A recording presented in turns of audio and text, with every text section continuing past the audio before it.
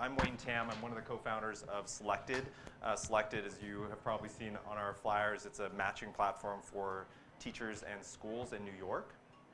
So it's not, it's actually kind of what it sounds like. It's almost like a dating app for teachers and schools. A teacher comes onto the platform, answers a couple of quick questions about what they're looking for in a school.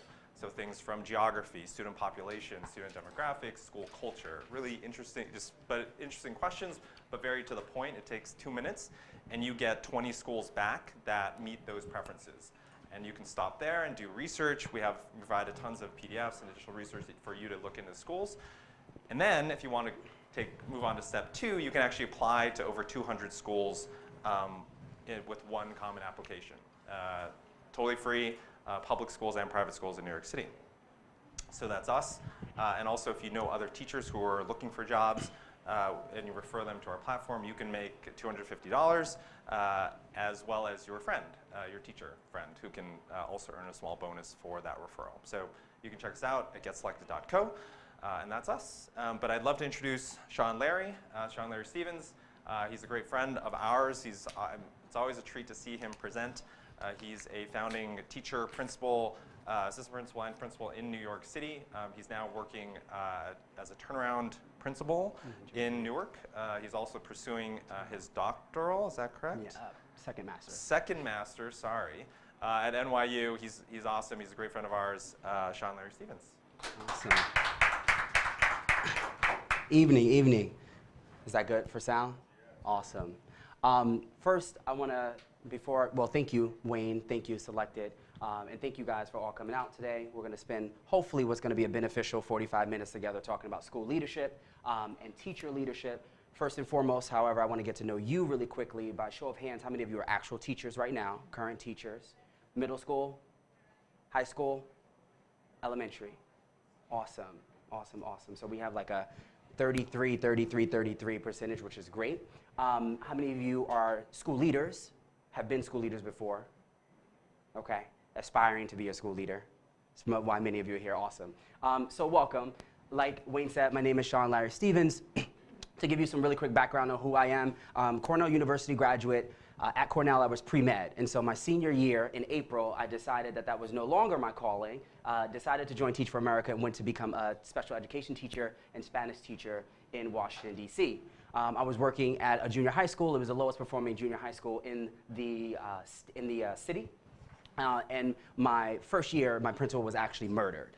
And so in that situation, obviously, there was some shifts in terms of like leadership, shifts in terms of roles, and I went into administration super early. Way too early in my opinion. It was trial by fire, but nonetheless, thank God I'm still standing here before you, well in administration. I've had the opportunity to work in both public and private sectors, the charter school sector, traditional public school sector, in turnaround work, founding work, Washington, D.C., New Jersey, New York City, and a fellowship called Building Excellent Schools, which I'll talk to you a little bit about. And during that fellowship, I was able to visit well over 60 high-performing charter, private, and public schools across our nation, really analyzing and assessing what makes a great school, what makes an amazing school leader. And so I'm hoping to bring some of that knowledge to you guys today. Again, it's all been living in my head and now is in a PowerPoint, but I do love standing in front of teachers and hopefully being a source of inspiration for many of you. I think you do the most amazing jobs and the most important jobs in the entire universe. And whenever I get a chance to inspire you guys, I will do that. I'm fresh from work, so I'm a little bit tired, but we're gonna power through this together, and I'm willing to answer any questions both during the presentation and after the presentation. I'm a resource. For the past couple of years, I've been really studying school culture, what it means to develop school culture, to assess school culture, to evaluate it, and then sustain it. And so recently, in the new degree that I'm obtaining at NYU, I'm in educational leadership, politics, and advocacy. So I'm thinking more about a broader lens and a broader frame of reference on what we can do as educators in light of everything that's happening in America right now. What we can do as educators to truly transform schools, and I firmly believe that it is with leadership. And so we'll talk about that now.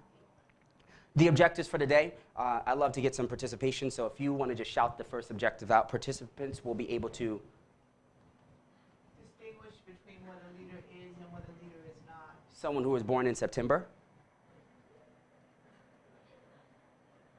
November, any of the winter months? No way. I was going out on a limb there. Someone who teaches math.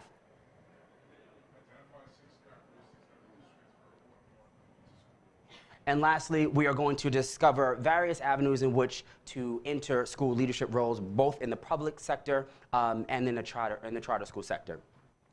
I'd like to ground us in our why. How many of you have ever heard of Simon Sinek? So Simon Sinek is one of the leading, he's one of my mentors. I love reading about him. He wrote a book called Start with the Why. And in a lot of my presentations, I try to ground us in why it is that we are here, why it is that we do the work that we do, because that's our source of inspiration and passion that gives us the energy to wake up every single day and do the hard work that we do as educators. Simon Sinek, in this book, Start with the Why, he talks about why Apple is one of the most amazing organizations on the face of the planet. And it's not because they focus on what they represent, it's not because they focus on the product that they produce or how they produce it, but really why it is that they exist as an organization. And so while you watch this video, 212-degree leadership, it's about 1 minute and 50 seconds. I want you to think about what it is that brought you here tonight and why it is that you do the work that you do. And after the video, be prepared to share out with a partner, someone sitting next to you, introduce yourself, and tell them why it is that you are here and what resonates from the video with you tonight.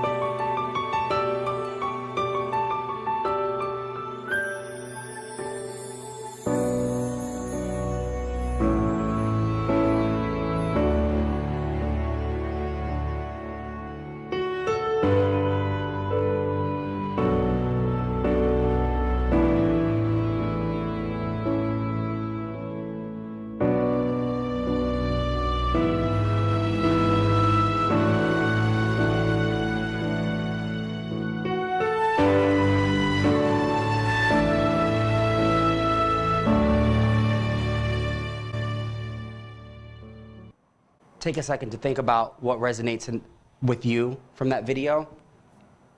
You can teach a move, and when I say go, introduce yourself to someone and tell them that main point. Go.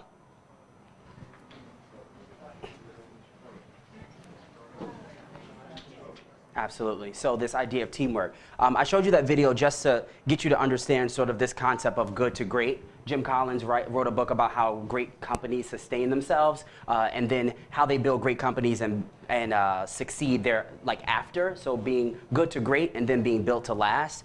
And this idea of that 1 degree is that teamwork, is that understanding that as one person, as the principal, as the figurehead, you are truly just the mascot. You are not the entire team. You are truly just the mascot. You are the face. Which brings me to talk a little bit about what leadership is not before we actually talk about what leadership is and the differences between teaching and leadership. So, in my presentations, I always give lots of books. I love to read. I am a dork. I'm a cool dork, though. Reading is amazing when I have the time to do it. All the books that you will see tonight, I put about 6 or 7 of them in the slide. There are books that I have personally read. If you feel you want to reach out to me, I'm going to give you guys my email at the end of this. I love sharing my book list. I try to read at least 3 books a month. Primal Leadership is a book on emotional intelligence, and it's one of the 6 things that I'm going to talk to you about later in terms of understanding yourself in service of understanding other people, and it's one of the key characteristics of a school leader that you must tap into. Primal Leadership, great book. So what leadership is not? It's not micromanagement. And I made these three very easy for you to remember. They all start with M. Micromanagement. Yes, management is a skill that you need as a school leader, absolutely. But it's not leading. There's a very fine, blurry line between when you are a manager and when you are a leader, and to what extent you have to sort of toe that line. And in adaptive leadership, understand when you do need to manage sometime, but if you're leading from a management standpoint 24/7, you are failing your team. The second one is manipulation. A lot of principals get confused and think that manipulating and using their positional authority or their power or their title is the way to drive results. Now, in some instances, this wins some of the battles, but in the long term, it does not win the war. If you don't understand people, if you don't treat people with kindness, if you think that you can get away with some of the things that some principals get away with because of their title, manipulating will only cause disaster. Optics over ethics will always fail. And lastly, my favorite, me, my, mine. And I think you touched a little bit on this idea of teamwork. Leadership is not, it's not about you. It's not about your school. It's not about your teachers or your department or your test scores. It is the most selfless position in the school. It's a lonely position, so you got to be ready for it. It's about how you build teachers up. It's about how hard they work. It's about how hard your students are working. It's about how you build the capacity within the professional capacity for your teachers to then in turn get students to internalize the values that are going to sustain them through life. This is a very old picture of me. I was 20 years old, silly, fresh out of college, Teach for America. And these couple of statements I'm about to make right now might shock a lot of people. So just like a commander-in-chief or a general, you wouldn't want them leading you if they've never been in the battlefield, at least in my opinion. You wouldn't want a president who has never held a political office to be leading the free world. Might be too soon for a comment like that, but just like in leadership, I firmly believe that you have to be a teacher before you step into the role of leading a school. Now, there are some political powerhouses in the historical context of America where they weren't school leaders before and they weren't teachers before and they went into these very powerful positions making decisions on behalf of students across America. I don't necessarily agree with it. I agree that you can be, to a certain extent, a business person and then tap into this, but to understand what teachers go through on a daily basis, you really have to be in their shoes to operate an effective, phenomenal school. So teaching is paramount. So what is good teaching? I believe that it's building relationships, and that's where it starts. Rita Pearson, if you ever want to look her up, may God rest her soul. She passed away a couple years ago, but she was an educator for about 25 years. She has an amazing YouTube video about 8 minutes long that talks about the power of building relationships and how if you don't step into the classroom each and every year with the idea that you need to build relationships, you're going to have a long and arduous year. Kids do not just automatically respect you because you are the adult figure in the room. And if you don't lead with that understanding, then you're going to have a long year. And so a lot of the best practices or principles that translate into good leadership, good teachers are already doing, and this is one of them. The second is student achievement data. Data truly does drive instruction, and people have to believe that. Numbers don't lie. Yes, we can talk about standardized tests, and I can do a whole nother 3 hours on a presentation on that, but if you're not focused on data and what it tells you about your practice and what it tells you about your students and how you can either, I have this data now, do I spiral this standard or do I have to reteach it again? Are a certain number of kids failing it or are all the kids failing it? Really being numbers focused and grounding yourself in empirical data is something that a good teacher always does, and a good leader will need to do that for their teachers. Classroom management, always a hot topic, right? Dr. Lorraine Monroe, another phenomenal educator, she was the founder of Frederick Douglass Academy many, many years ago, early 90s. She has a YouTube video as well, and she said you can't learn in chaos. She said you could be Buddha, Christ, Moses, Doesn't matter, but you can't learn in chaos. And this is absolutely true. And so a foundation of really good teaching that you also have to be able to build the capacity of your teachers later is classroom management. What does it mean? What does 100% really look like? How do you manage relationships in order to get a classroom that's well managed? Feedback implementation and professional development, which is something that we'll talk about in terms of like the 3 key differences of a school teacher and a leader. But this idea that you are continually learning is super, super important. This drive, this hunger to always get better, the fact that many of you are here right now on a Thursday night after a long week desiring to learn and get better shows that you are ready to take that next step into school leadership. And lastly, curriculum design and execution. Does this mean you need to know everything? I'm a leader of a high school right now. Don't ask me anything about AP microeconomics. Please don't, right? But I am also responsible for coaching that teacher and making sure that kids are learning what they need to do in order to get the 4s and the 5s on that AP. So to a certain extent, I need to know that curriculum. I need to know what the end goal is, and I use that teacher to sort of be a thought partner with me because I don't know it. And leading with vulnerability is another thing that school leaders need to, like, I'm not going to walk into your classroom and be able to give you feedback on that question you asked. I can give you feedback on how you should have delivered it. I can give you feedback on do you have an exemplar response for what students need to say? Can we think about that together? How do we scaffold those questions to get kids there? Those are the type of things that you need to do as a school leader, even if you don't know it all. It's impossible. With my 615 kids right now, it's impossible with 91 teachers to know everything that's happening across every classroom. But to a certain extent, you need to know what excellence looks like. The key 3 differences. Now, this was really difficult for me to sort of figure out and put in the slide because there are way more than 3 things or elements that differentiate a teacher from a school leader. But Michael Fullen wrote a really good book called The Principle that I read about 3 years ago. And in this book, he really focuses on just these 3 things, and I thought this would be the perfect information to give to someone to explain to them the difference between a school leader and a teacher. The first is this idea. In one of the chapters, he talks about leading learning. He calls it lead learning, the leader of learning. But as the principal, which is different than a teacher, you have to be the person who is continually leading the learning that's happening in your school. You have to model what learning looks like.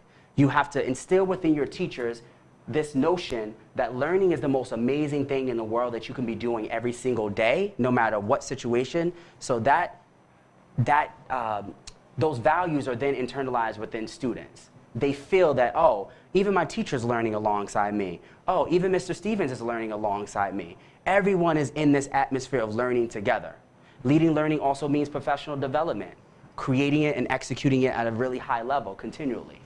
So you are the model of what learning should look like from the top down. The second key difference, and really that's not much of a difference because as a teacher, you're leading the learning in your classroom. The difference is now it's at a broader scale. The second is district and system players. This is the one I'm not a fan of. I'm not a fan of this because it involves a lot of politics. And when you think about education, one of the things, I'm in a political space because of the degree I'm getting right now, but I hate that politics enter into our school building. I hate that as a principal, I have to politic. I have to navigate certain relationships. Like, there are times I'm walking in the hallway and I'm just like, I need to be in the classroom. Like, put me in front of 30 kids and give me a math textbook or a whiteboard and let me work. Like, I don't want to do nothing else because dealing with adults, oh Jesus, dealing with adults. Like, let a kid curse me out, turn up, flip a desk. Oh, I can deal with that. Oh, you mad? Go ahead, sit down, right? And just walk away. But the adults. And so being a district and system player, you have to politic. It extends beyond just your school and just your teachers. That's the key difference. You have to go into the spaces that you don't always want to go into. You have to navigate the external partnerships and networks. You have to go to other schools. The positive of this is that you do have the liberty to go to other schools, and it's your obligation as a school leader to separate yourself from the school building, go and learn at other schools, take the best practices and bring them back and make them better. To me, that's the most exciting part of my job. In the past 3 months, I've visited at least 20 schools across America, usually taking like a Friday, seeing it on a Friday, staying the whole weekend, trying to interview principals and sitting with them and picking their brain. But those are the things that make me better for my school. Perfect example, I think it was like bathroom passes. I could not figure out how to make bathroom passes work in this new building. And literally, I visited a school in Chicago and I said, this is the exact building setup that we have. How are you operating your bathrooms? Let me know. Brought it back to my school and now it's working. And so those are the pluses of politicking and managing external partnerships. But of course, there's a lot more negatives. And lastly, I battled with this one because I truly believe that teachers are change agents. And I had to reread this chapter to really get a depth of knowledge on what he meant by the principal as the change agent. And the question that I came up with was, as a principal, how do you lead organizations and people through sustained change in very difficult situations? To me, that's what a change agent is. You have a very difficult situation, and you have to strategically attack it in such a way that while leading this change, people are still following you. And so a large part of my work in the last couple of years have been transformation work, turnaround work. I love going into the schools that look like Lean On Me. Put me in the toughest place where the kids don't do nothing, where the teachers are apathetic towards the situation. Put me there because that's the biggest impact. I've also worked in founding schools. And yup, the gambit is difficult. Whether you found or whether you turn around or whether you go into an existing school, private, public, it's all difficult. Founding work, it's joyous and it's fun. And you have one grade with 100 kids and 4 classrooms and 12 teachers and 1 operations manager, and it's you. And you get to sit around the round table and say, guys, let's go out for drinks and let's talk about how to make our classrooms better. And then that second year, when you double in staff and you double in kids, you want to jump off a bridge, right? Because things get way different. That jump from founding a first year and then doubling is the worst year of your life. In your third year, it gets a little bit easier because you just add 1 more grade and it's not as much. But when you double and you really get into the grind of how difficult it is, founding is much different than turnaround. But the change agents that are successful are those who have a turnaround mindset in everything that they do. Because leading change is hard. One of my mentors said to me, you know, the most difficult part about doing turnaround work is that when you get into a school, you have to keep half of the people who hate your guts the most away from the other half who are still making up their mind about you. And I didn't understand. I was like, well, I don't want this job. Like, let me go to Wall Street. Let me do something different. Like, let me start my own thing. But hearing that statement and now knowing, having the years under my belt that I have, it is so true. And it's unfortunate sometimes, but that's the role of the change agent. The qualities, totally made up. So much of this stuff is made up in my mind over the years of just like talking to many principals and analyzing and putting things together. But these, I think, are very, very important and imperative for school leaders to have. So, you see this picture before we start talking about the qualities. This is the lovely, the phenomenal, the world-renowned Beyonce. I have a question for you. Performers. What makes performers great? You can shout some things out. What makes them great? Captivating. Their presence. Capturing an audience. Work ethic, talent. Confidence. Resilience. I want a couple more. I want to see who's going to get it. We got some good ones. Work ethic, resilience, talent, captivating. Special look. A special look, okay. Special look. Meaningful. You said meaningful? Sends a message. Gotcha, right? Some other ones. Let's say practice, right? Every great performer, practice, and not just any practice, but intentional, purposeful practice. Practice that is permanent. Not practicing the wrong way, but practicing a skill the correct way in order to master it. That's one of the things. They're believable, right? When I see Beyonce, I'm like, wow, you're really feeling this song. You're really into this, right? I trust her. And one of the biggest things as leaders and why people will pay almost their entire month's rent for a ticket. I'm not saying that I did that 2 months ago, but you will pay a whole month of your rent to go see her because you trust that when she walks on that stage and you're in the front row, you're gonna have the experience that you're gonna have is unparalleled. You trust that she's gonna deliver. You trust that she's gonna slay. You trust that your money that you invested is gonna be worth it at the end of this because the experience will last with you for a lifetime. Now, if I ask that same question, I replace the word performer with teacher or school leader, none of those adjectives will change. Work ethic, captivating, resilient, a special look about them, practice. And that's the one piece that a lot of principals don't understand, is that it does take practice to get good at this. It takes longevity to get good at this. A large part of my gripe with some schools and some philosophies is that, oh, you can teach for 2 years, and then now we're gonna make you a school leader. You have really great data, now you're gonna open a school. No, that's not how education works. You really have to be in this for a while, and that depends on the person. A while is very subjective, but more times than often, it's probably not just 2 years to truly understand all you need to know to lead a great school. So with the understanding of trust, and imagining we're all Beyonce, 6 school leader traits that you must have. The first, my mantra is hungry, humble, and smart. I boiled this down to being self-aware and smart. Tapping into truly who you are, knowing yourself so well, is one of the most important things about leadership. Situational leadership, adaptive leadership requires you to understand yourself. From my own experience, I absolutely know I have a tough time as a leader dealing with feelers. I've known that for years.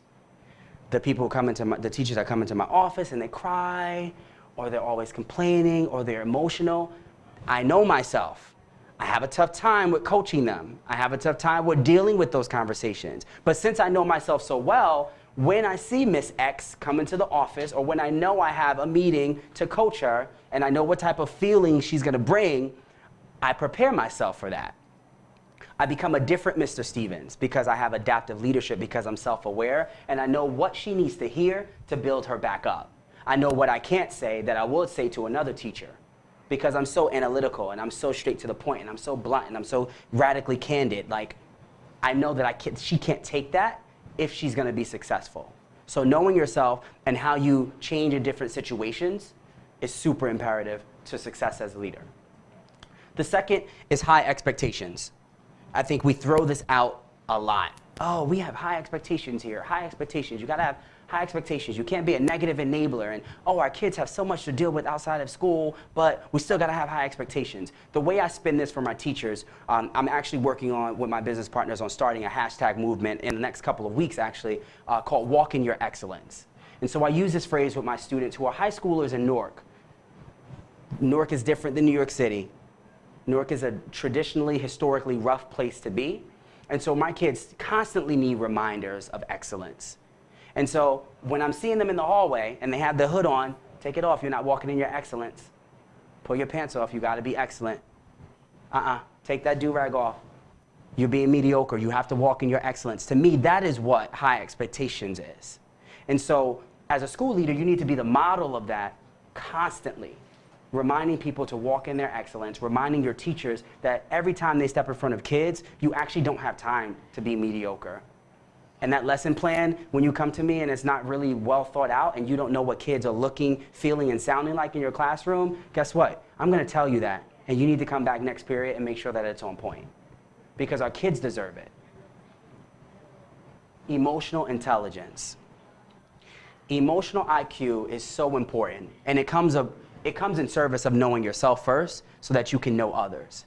Tapping into how people are feeling is probably the one thing that you need in order to really move staff culture, which is probably the second most important thing in a school. Student culture will always come first, in my opinion. Staff culture, always supplementing student culture, right? And then we can get into rigor and academics and all that stuff. But if you don't have those first two, where the students and teachers are happy to actually come into the building and create this environment of learning, this zest for learning, this curiosity within your school, if that's not the propeller of what's happening every single day, it's gonna fail. Backbone and radical candor. It's a lonely, lonely job. It's a thankless job as a school leader. No one's giving you kudos. No one's giving you shout outs. No one cares about your work-life balance. No one's checking up on you and asking you how you're doing. Like your whole world could have fell apart. And no one knows. Sometimes I walk through my building and I want to do like a social experiment. I have this really, it's very important to me that there's 5-star customer service when you walk into my building. And so students are always saying good morning to everyone. Teachers are always saying good morning. Like when you walk into my school, I want you to feel like you're walking into the Ritz-Carlton. Like you have to feel like you're walking into a hotel and everyone around you is there to support you, to help you, to greet you. And sometimes I'm so tempted to just walk and be like, when someone asks me how you're doing, I just, oh, terrible. And see what would happen, because now I think I moved them to such a place of just like, it's programmed like 5 customer service, we're so happy, we're saying hi to everyone, we're saying good morning, that now I think we're moving to a place of it being artificial. So I have to actually do this experiment pretty soon to get a pulse. Anyway, it's a thankless job, right? And you have to understand that. There is a YouTube video that changed my life this summer because I'm very direct, much to people's not liking sometime. And so I've learned recently to balance that with a little bit more emotion and compassion. And it's called radical candor. I think her name is Kim Smith, but if you Google radical candor, she does a really great job of taking difficult conversations or courageous conversations and really making you understand how important they are to have, but how important care and love for the person is as well. And so she, for 20 minutes, explains this XY axis.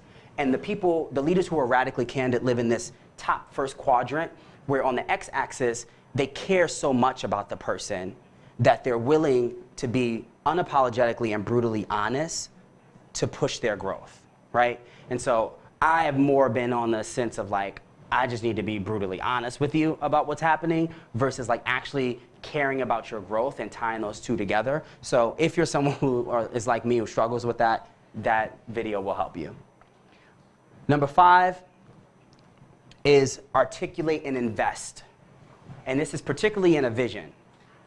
As a school leader, you need to be so in tune with your vision that someone can ask you, what's the vision of your school? And you can drop it you can tell them at the drop of a dime. And it's not, oh, my vision is that all kids will go to college and everyone loves learning.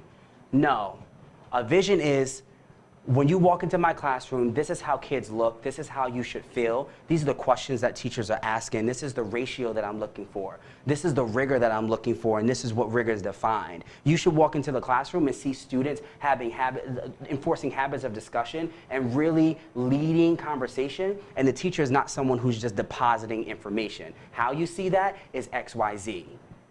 A school leader needs to be able to say that at any drop of a dime. How are kids walking in the hallway? And why do they walk that way? Why do I have everyone saying good morning, how are you? And so a part of investing, and not just articulating it, is really tapping into why it is important that you make the decisions that you make. Quite frankly, I am philosophically against uniforms in school. That's just me. Philosophically against it. I get why they exist. I get that some schools do it really well.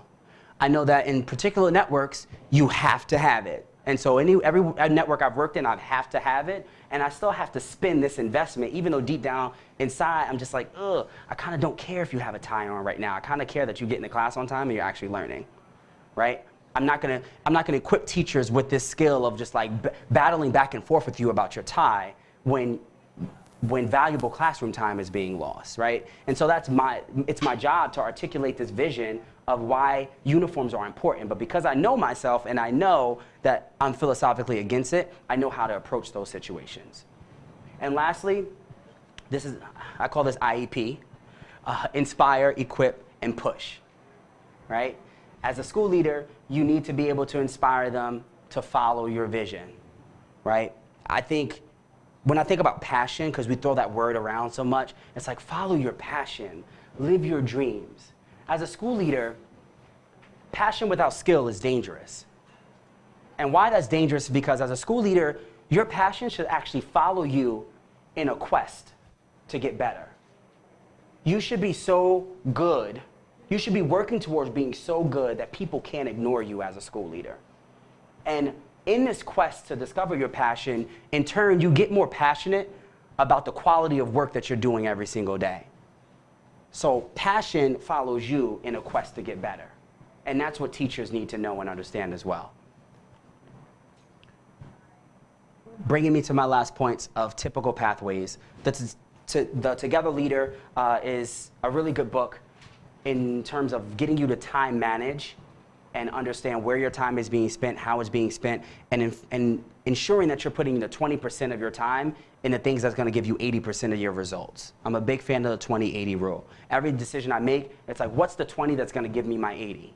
Right? In team meetings, what's the 20% that we need to invest in that's going to get us 80% of our results? And this book really helps you with that. Typically, you start off as a teacher, you then become a grade level chair or a department chair, then possibly a dean of students, whether that's focused on curriculum or behavior, assistant principal or principal residency, and a school leader.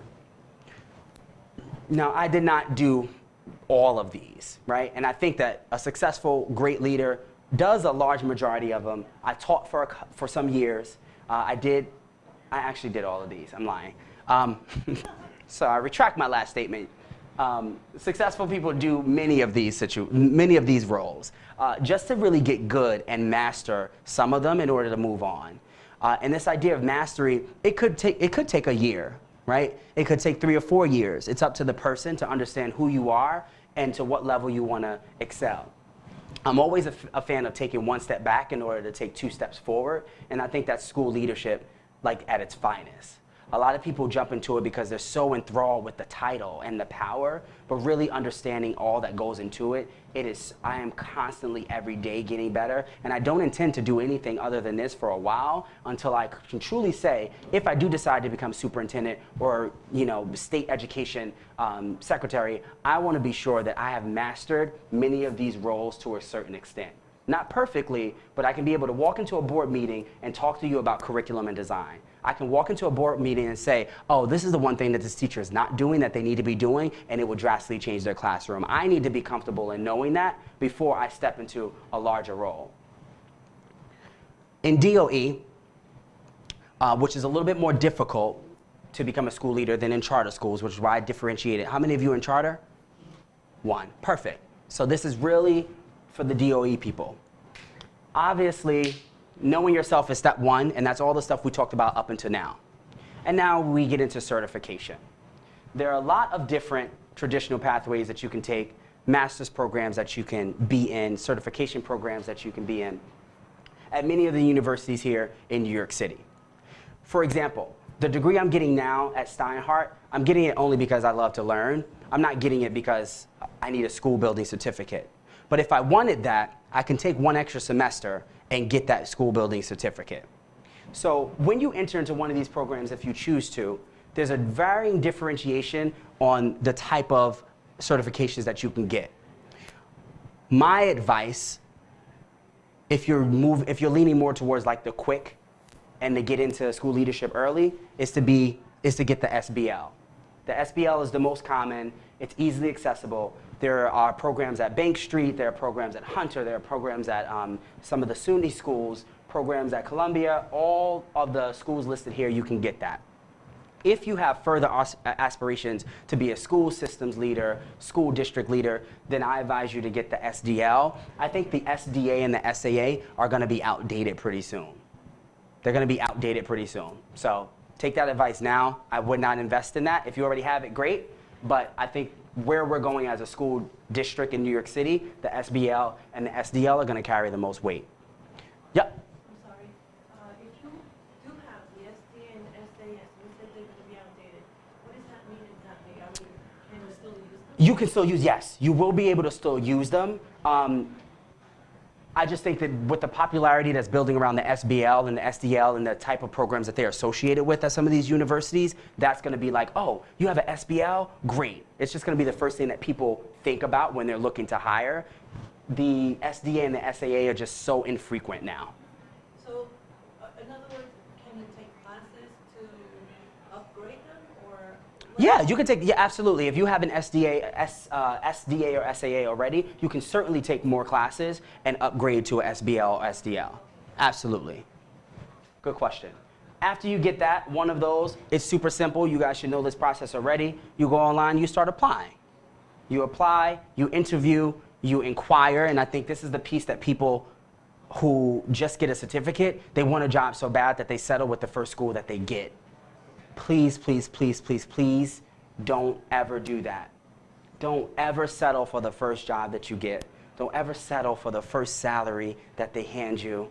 And if you want to talk about that, we can do that in another session or via email or phone. I love salary negotiations. It's the thing that I'm good at. But you're worth way much more than what people pay you. And lastly, lead a school and lead it well. Not just leading your school, but really, really changing our world and transforming education. There are also some alternate routes in New York City that you can take.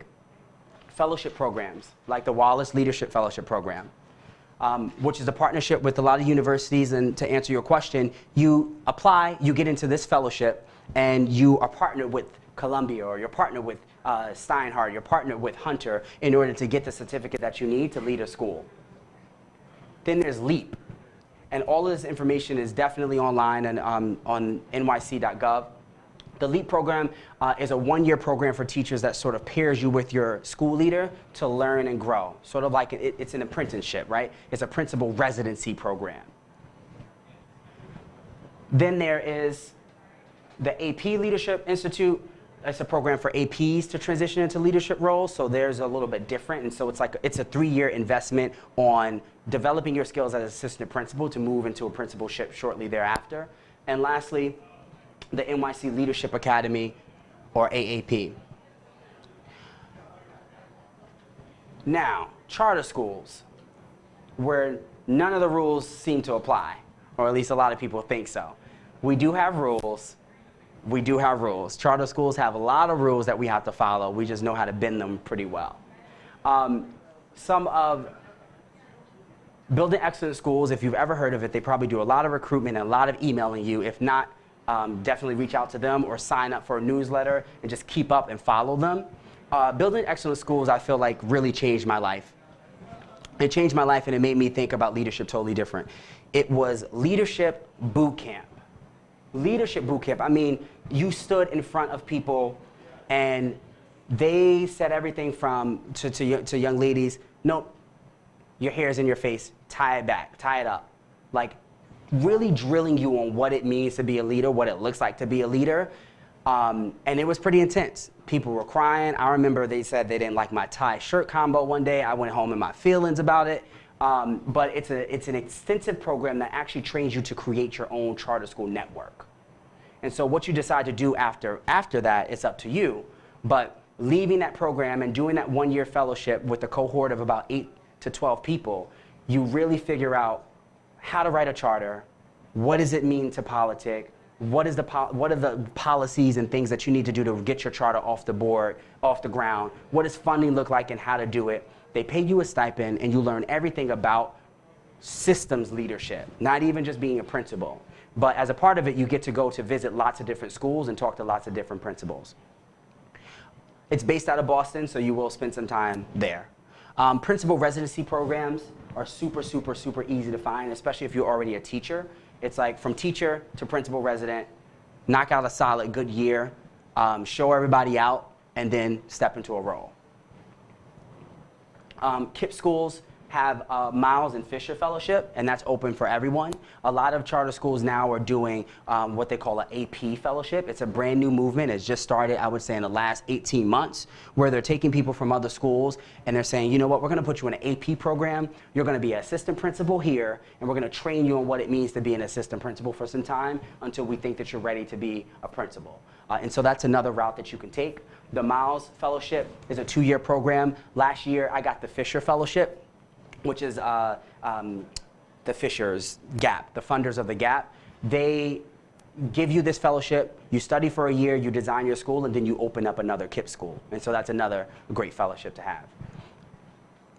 And TFA has just started to launch a ton of great programs. One in particular is a school systems district leader. and they partner with New York City. So if you're looking for that, definitely apply, research it on Teach for America website, teachforamerica.org. And I mean, it's just a great experience. Even if you decide never to become a district school leader, you definitely want that experience. I know that's my next step, to really gain that experience of what it means to operate an entire district. It gives you a different perspective and makes you an even stronger principal. And with that, questions? Can you just tell us a little bit about your school? I know you said it's 650 students and 90 or so teachers. Yeah. Just a little bit about the population. Oh. How long you? Yeah. How long have you been there? Yeah, so this is my first year. I just transitioned from Success Academies here in New York City, and I'm now at KIPP in Newark.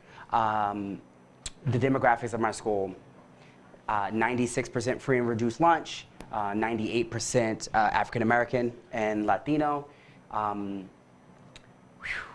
We are in a turnaround situation, so brand new, a lot of new stuff, breaking tradition, bringing in new change, and trying to give you some more context. Brand new building, very nice facility. So in the newness of like staff, there's a newness of building, a newness of like new vision, new everything, and that's what turnarounds needs. But it's tough. It's tough. Am I happy with our academics right now? No, I think I'll never be happy in any school with academics unless everyone's getting hundreds.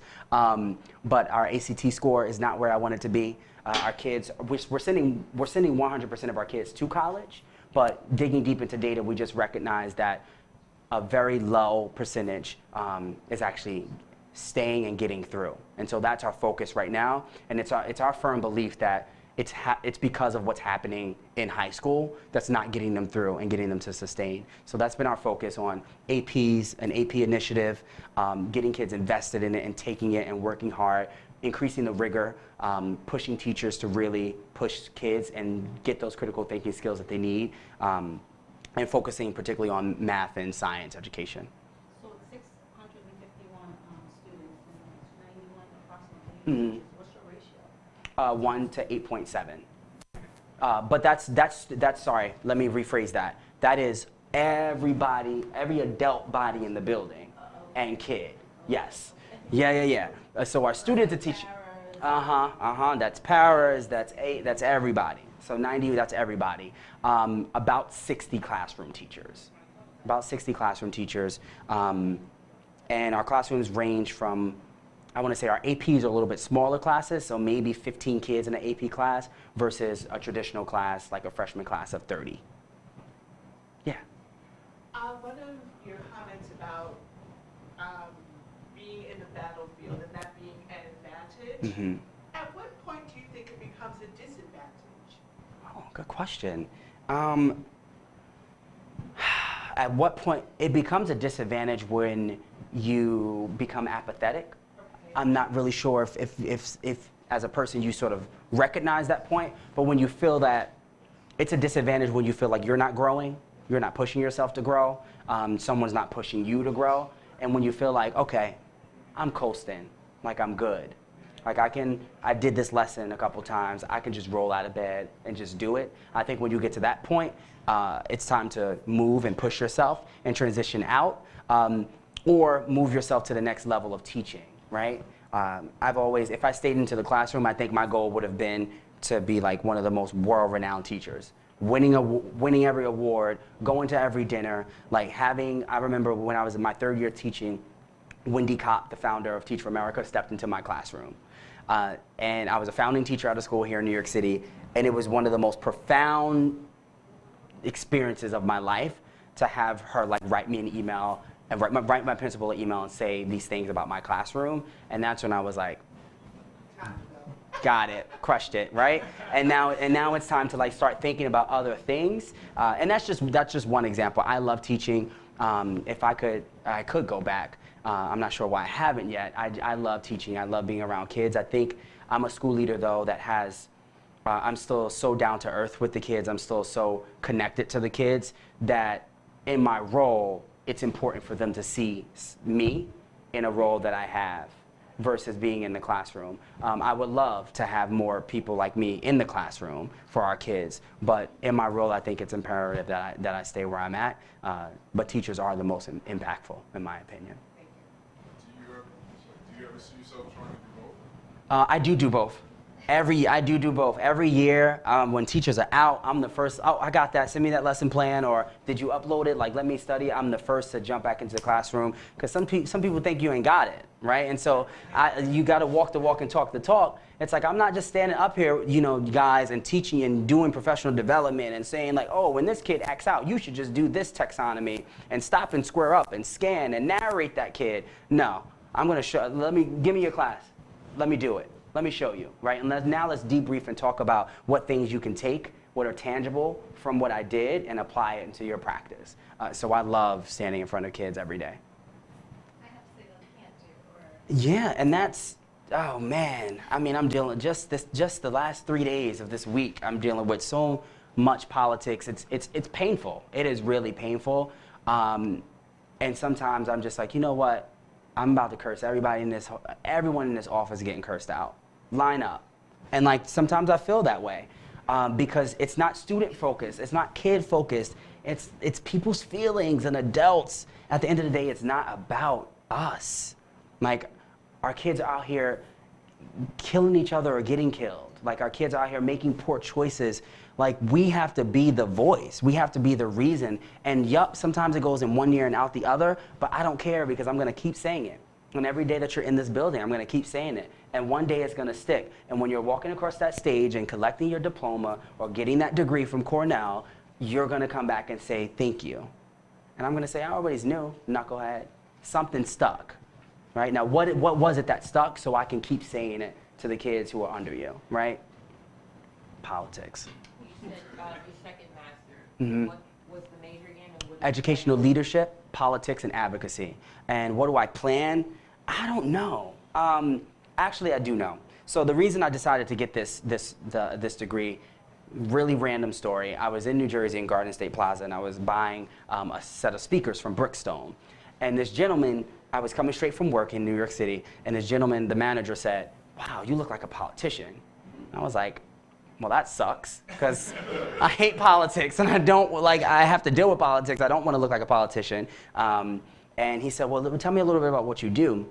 And he said, after hearing you speak, he said, you remind me of Cory Booker. And I'm like, what? Like, no, leave me alone. You're speaking too much into like who you want me to be someone that I'm not. And lo and behold, a month later, I'm working in Newark and getting accepted into a politics program, totally random. And I think now that a city like Newark needs someone like me in particular. And I love New York City, and I love being here. I still live here uptown. I've had the best of both worlds growing up in New York City and in New Jersey.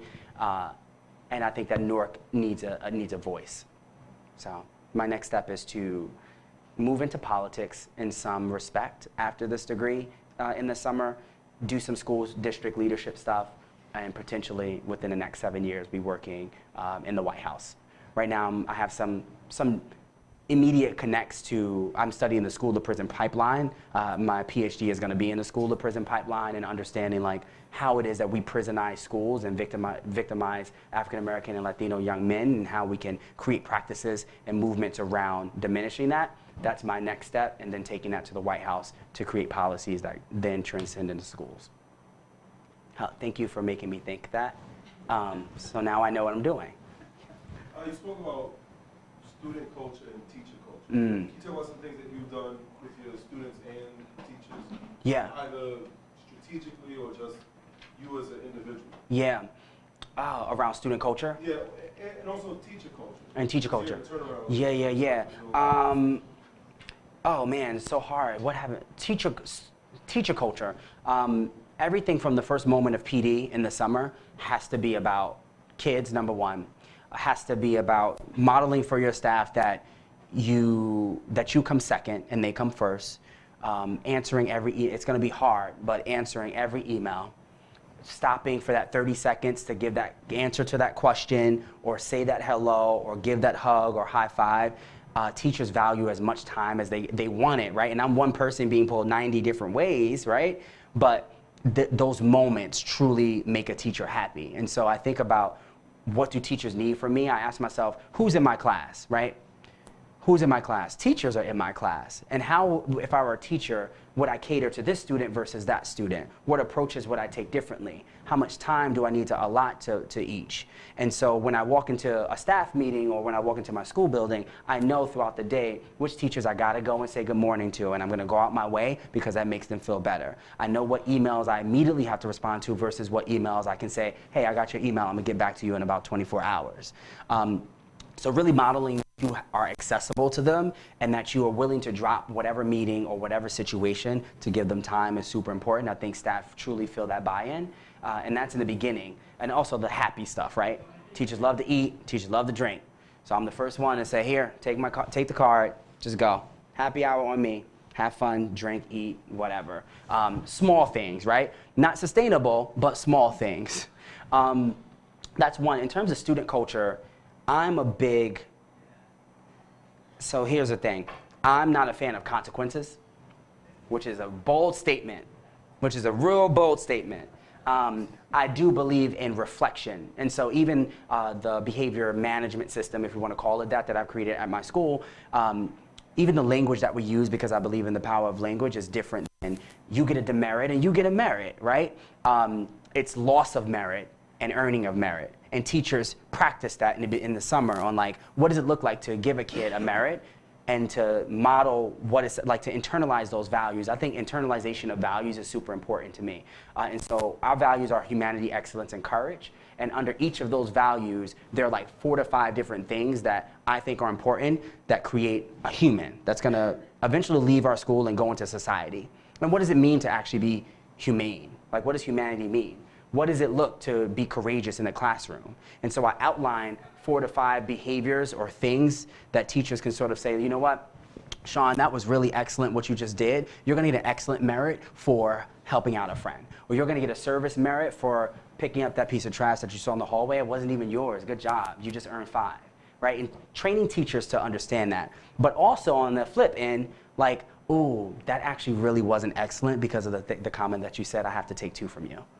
And you have to have those conversations as well. And so I think in schools, the first part of building student culture is really investing in the language that you use, how you train the teachers on the system that you're gonna implement to get kids to internalize values, and what restorative and reflective practices that you can put in place for students who don't fit that bill. And then there are gonna be kids who don't even fit that bill that you have to create another system for, but you have to leave from this understanding that, guess what? For decades in our country, we have been penalizing our students. For decades in our country, students have sat for hours on end in detention and behaviors haven't changed. For decades in our country, kids are kicked out of school and sent in out of school suspension, and they wake up at 9:30, boy I wish, and they play video games all day, boy I wish. And at the high school level, your parents are not around. If I'm a 17-year-old boy who just got kicked out of school for 3 days and my parents are at work for 9 hours a day, it's a party, right? And you don't know what, I don't need my students in that place. So, yeah, I'm gonna give you 2 days of in school, and you're gonna sit with me, and you're gonna reflect all day. And you're gonna write papers, and you're gonna do research, and you're gonna create a community service project. And so I'm working now on a bunch of different things in terms of restorative practices to really get kids to tap into the skills that they need to navigate real life, right? Getting them to understand that if you say F you to a teacher, bruh, that's a problem. Now you're getting suspended to a certain extent, and now what is the restoration process look like when you come back? And how do you bridge that relationship with that teacher? And how you show the community that this is not acceptable, you have reflected and learned from it, and now no one else is gonna be doing it. It's just a difficult job, as you guys know. And then getting teachers who stand behind that. Because I get emails all the time. The deans of students they're bringing kids back to classroom, and they're not suspending, and there are no consequences, and kids don't care about detention. I'm like, yeah, they kind of don't, and they're never going to. So what do we do when you don't care about detention? Give them more detention? Because that just seems insane. Good questions. Yep. As far as the different advantages or disadvantages of going from the public to the private or charter, Mm-hmm. what are they? The As far as administration Administration. Oh, at the charter school level, you have so much more autonomy. I'm a little bit of a control freak, and in a good way. Working in a district school would get, like, I don't know, the politics behind it, the restriction, me feeling like my hands are being held by a curriculum or a union or this or that really makes me uneasy about doing the radical things that I have in my head to do in a school. Like, I can't imagine a teacher coming up to me and saying, like, oh, well, I'm not submitting this lesson plan, or it's 3:30, I'm walking out. Like, oh, I can't do that. Just not in my DNA. And so I think one of the disadvantages for me personally is not having that autonomy to make decisions that I need to make without doing a checks and balance over my head with the superintendent or with the other, with the district. Advantages, the hours. When I worked in traditional public schools, man, my work-life balance was on point. And it was work, and I did work really well, and then I did life really well. For the past, I would say 7 years, I've been doing work really well. Life, not well at all. But that's a trade-off that I've decided to make while I'm younger to set me up for later in life. Yeah. Awesome. Well, thank you guys. This was awesome. Yeah. Well, thank you everyone for coming. Thanks to Sean, Larry, Stevens. Yep. Fantastic presentation.